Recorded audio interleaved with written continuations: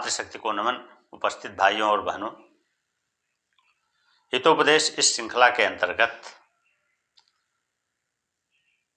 आज नदियों का महत्व इस विषय पर अपने विचार व्यक्त कर रहा हूं। नदियां भारत की प्राणदायिनी शक्ति हैं, जिससे सभी को जीवन मिलता है। ऐसी नदियां भारत में हैं। जल ही जीवन है, यह कहा जाता है। जल के बिना जीवन संभव ही नहीं है। जितनी भी सभ्यताओं का विकास हुआ, प्रायः अधिकांश नदियों के तटों पर ही उनका विकास हुआ। क्यों? क्योंकि पानी जो है जीवन के लिए, कृषि के लिए और हर कार्य करने के लिए बहुत आवश्यक है।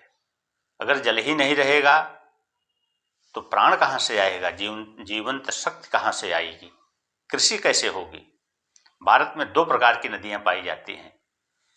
एक पहाड़ी नदी जो उत्तराखंड या हिमालय इत्यादि से निकलती है, जहां बर्फ जमी रहती है, और दूसरी है पठारी नदियां। पठारी नदियों में जब बरसात होती है तभी तक पानी रहता है। दूर दराज से जो जल बह करके आता है, जब तक वह रहता है तभी तक।